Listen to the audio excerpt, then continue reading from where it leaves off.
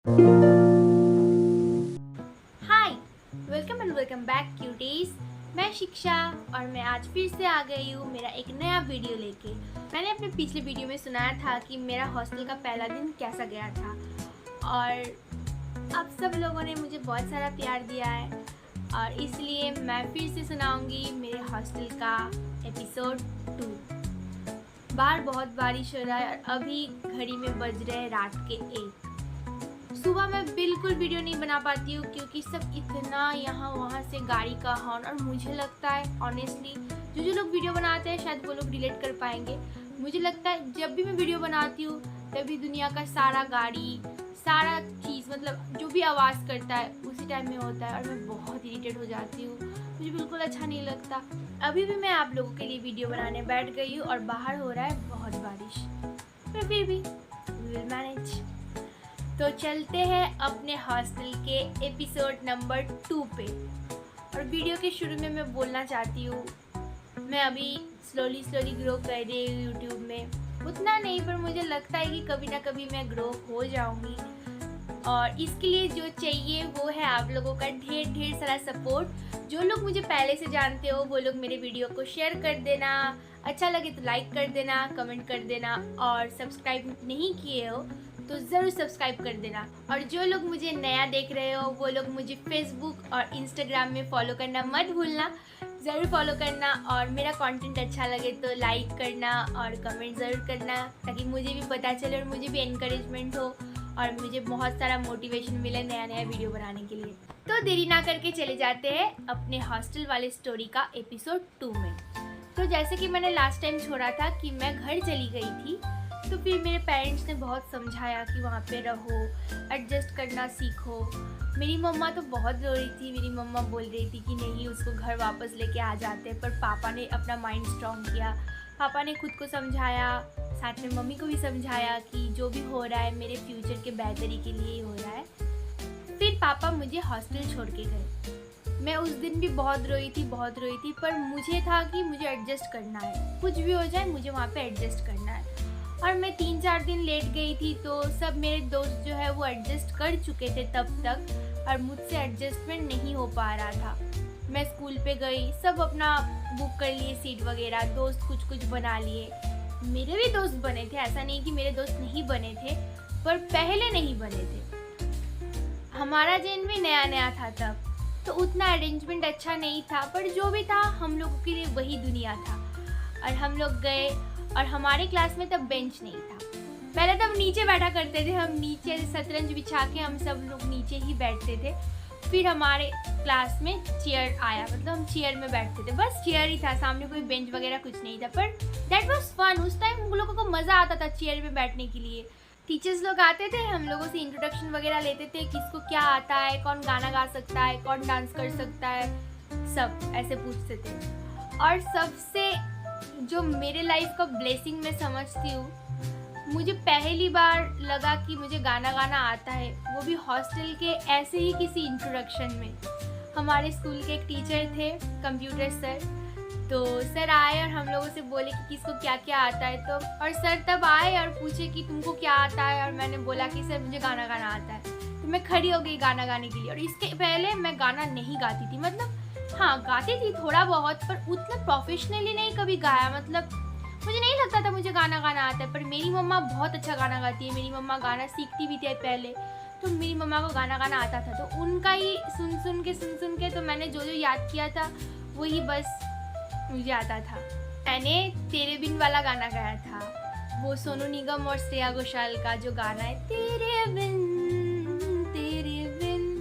मेरे क्लासमेट्स को भी याद होंगे, तो मैंने वही गाया था और वहाँ से ही मेरा गाना गाने का जर्नी शुरू हुआ। तो वैसे ही चलता रहा। मैंने बहुत मुश्किल से 2 दिन हॉस्टल में सरवाइव कर लिया। फिर 2 दिन बाद मुझे घर का फिर से याद आने लगा, मैं फिर से रोने लगी, और इस बार हद से ज़्यादा रोने लगी, मतलब बहुत। टीचर लोग भी तंग आ चुके थे कि यार कैसी लड़की है कि इतना रोती है। प्रिंसिपल सर ने मुझे बुलाया, सर ने बोला कि तुम लौटी बेटी हो घर का। मैंने बोला कि हाँ मैं एक ही बेटी हूँ पापा मम्मी का। सर ने बोला तो तुमको तो हॉस्टल नहीं आना चाहिए था। मैंने बोला कि सर मैं अब क्या करूँ। तो सर ऐसे ही बोल रहे थे मुझे समझाने के लिए। तो सर ने बोला कि ठीक है कल घर चले जाना। मैंने बोला कि ठीक है। मैं रूम में आई पर मेरा रोना नहीं रुका। मैं इतना रोई। मुझे अभी खुद पे मैं सोचती तो मुझे हंसी आता है कि यार कितना इंसान इतना रो कैसे सकता है एक ही चीज़ पे। मैं रोई बहुत। उस दिन रात के 11:30 बजे मेरे पापा को हॉस्टल से कॉल आया कि अपनी बेटी को लेके जाइए, बहुत रो रही है, बहुत तंग कर रहे हैं हमको, अब लेके जाइए घर। फिर मेरे पापा रात के 11:30 बजे, अब जीवनतला एरिया उतना अच्छा तब नहीं था, अब शायद अच्छा हो चुका है बट तब उतना अच्छा नहीं था।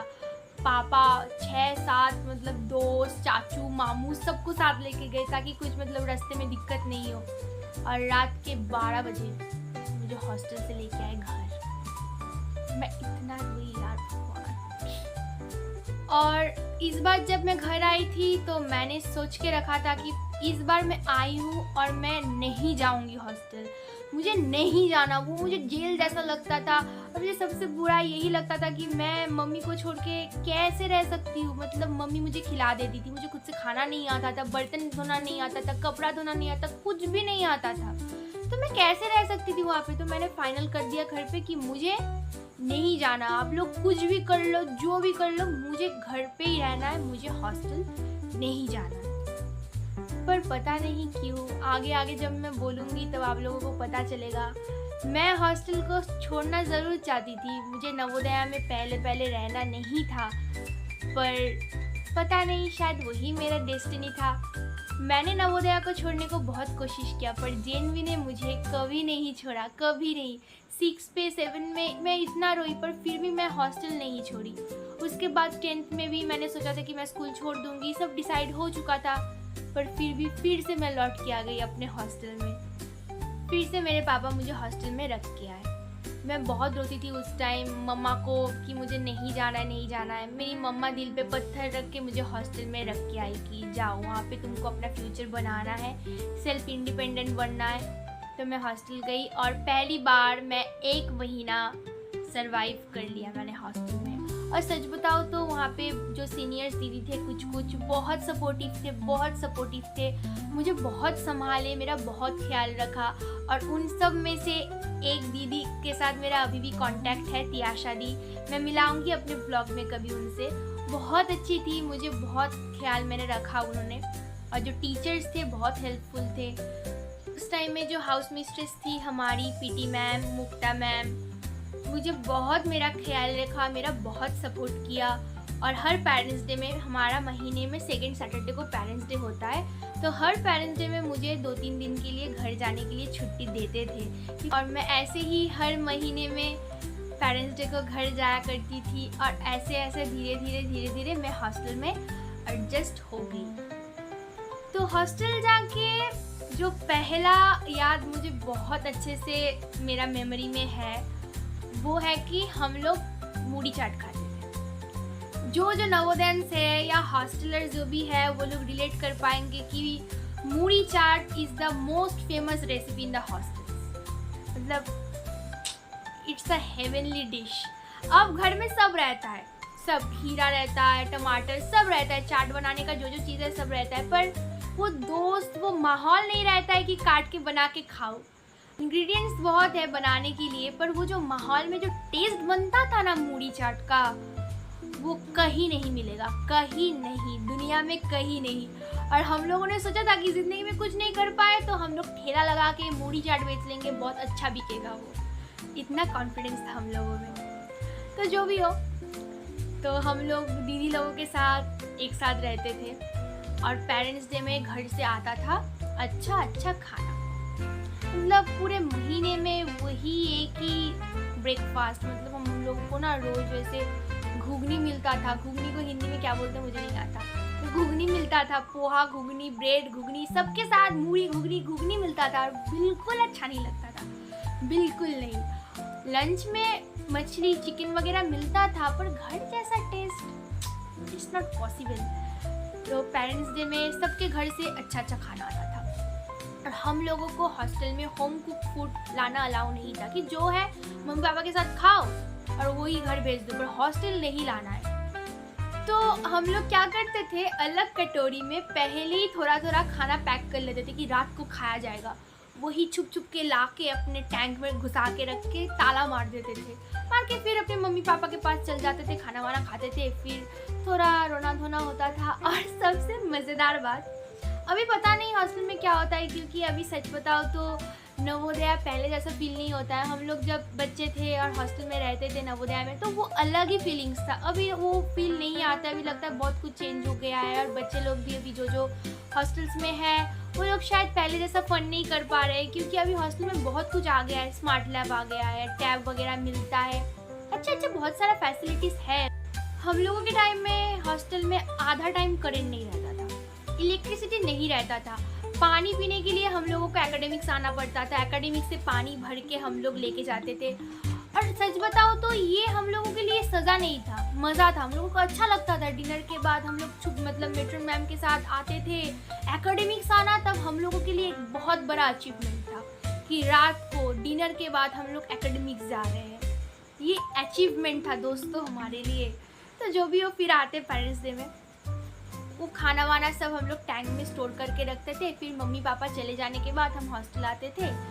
हॉस्टल आने के बाद कौन किसका पेरेंट्स क्या लाया है डिस्कस करते थे कि ये आया है वो आया है। और सब ग्रुप में थे ना, तो हम लोग खाना रखते थे टैंक में और हो जाता था खाना खराब। अब जब रात के 9:30 बजे हम लोग खाना निकालते थे, किसी के खाने में से बदबू निकलता था, कोई खाना अच्छा भी रहता था और हम लोग वही चुप चुप के खाते थे। ठंडा हो जाता था खाना, कभी कभी अच्छा भी नहीं लगता था। ठूस ठूस के खाते थे कि अरे खा लो, 1 महीने बाद फिर खाने को मिलेगा, खा लो, ठूस ठूस के खा लो। खा लेते थे। और 1 बाल्टी बर्तन रहता था तब धोने के लिए, एक साथ धोने जाते थे। मतलब वो अचीवमेंट था हम लोगों के लिए कि हम लोगों ने सक्सेसफुली खाना अपने टैंक में लोड कर लिया है। तो ये था पेरेंट्स डे का स्टोरी। अब स्कूल वाला स्टोरी बोलने लगे तो बहुत सारा स्टोरी हो जाएगा, और सच बताओ तो मैं नहीं बोलना चाहती हूँ वो सब स्टोरीज, क्योंकि स्कूल में जनरली लव स्टोरीज तो बहुत सारे होते हैं। अब मैं झूठ तो नहीं बोलना चाहती हूँ, लव स्टोरीज किसका नहीं होता है, सबका होता है। मेरा भी था। सॉरी, कट, मेरे मम्मी पापा देखेंगे, कट।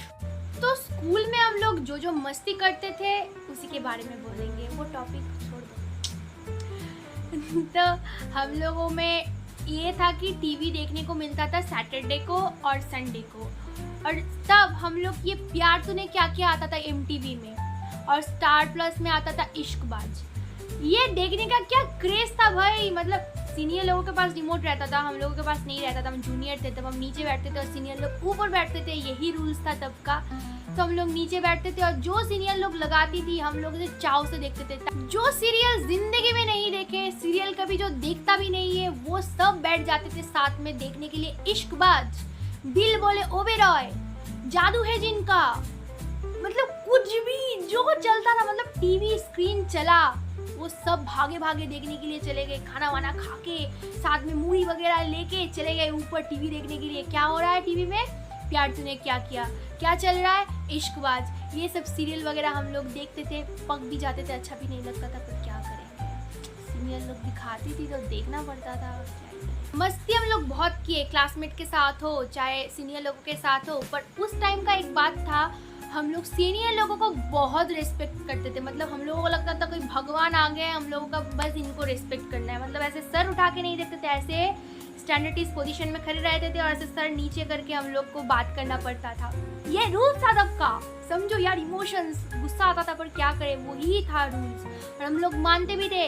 पर भाई साहब तुम लोगों को नहीं पता, हम लोग जब सीनियर बने ना 12th के, क्लास 8 के 7 के जूनियर लोगों के साथ ना मैं दोस्त थी, और किसी का पता नहीं। जो लोग वीडियो देख रहे हो मेरी जूनियर्स, तुम लोगों को बहुत अच्छे से पता है कि शिक्षा दी कैसी थी। हम लोग लिटरली जूनियर लोगों के साथ मैं इतना मस्ती करती थी, मुझे अच्छा लगता था।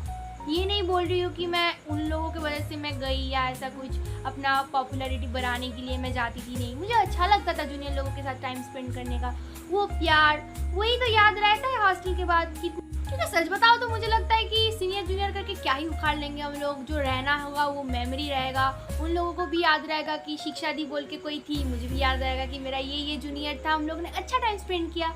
तो मैं जितना टाइम हो सकता था मैं अपने जूनियर लोगों के साथ बहुत अच्छा टाइम स्पेंड किया मैंने। I love you all. और शिक्षा दी तुम लोगों को अभी भी मिस करती है। सबका नाम मुझे बहुत अच्छे से पता है, बहुत अच्छे से याद है, क्योंकि तुम लोगों ने जाने के टाइम में जो डायरी दिया था वो मैं पढ़ती हूँ जब भी मेरा मूड ऑफ होता है और मुझे लगता है कि मेरा कोई नहीं है, कोई मुझसे प्यार नहीं करता है, तो मैं तब वो डायरी पढ़ती हूँ। और सच बताऊँ तो मुझे बहुत अच्छा लगता है और मुझे इतना प्यार करने के लिए thank you, thank you, thank you so much. Hostel का मेमोरी में शेयर करने लगूँ तो नहीं होगा, मतलब इतना इतना इतना मेमोरीज है, इतना मतलब बहुत ज़्यादा मेमोरीज है। मैं बोलने लगूँ तो पता नहीं मुझे कितना कितना कितना सारा वीडियो बनाना पड़ेगा, क्योंकि 6 साल का मेमोरी, हर एक पल का मेमोरी, ऐसे वीडियो बना के तो बोला नहीं जाता है। तो जो जो स्पेशल मेमोरी मेरे जहन में अभी है मैं वो सब धीरे धीरे शेयर करती जाऊँगी। तो आज के लिए इतना ही दोस्तों। आप लोगों को वीडियो अच्छा लगे तो लाइक करना, कमेंट करना, शेयर करना, और सब्सक्राइब नहीं किए हो तो सब्सक्राइब ज़रूर करना। कमेंट करके ज़रूर बताना कि आप लोगों को वीडियो कैसा लगा, और जिन्होंने भी रिलेट किया होगा मेरे स्टोरीज से वो लोग कमेंट में बताना ज़रूर। आज के लिए इतना ही। बहुत अच्छे से रहना, प्यार से रहना। Stay pretty, stay blessed. आज के लिए इतना ही। बाय।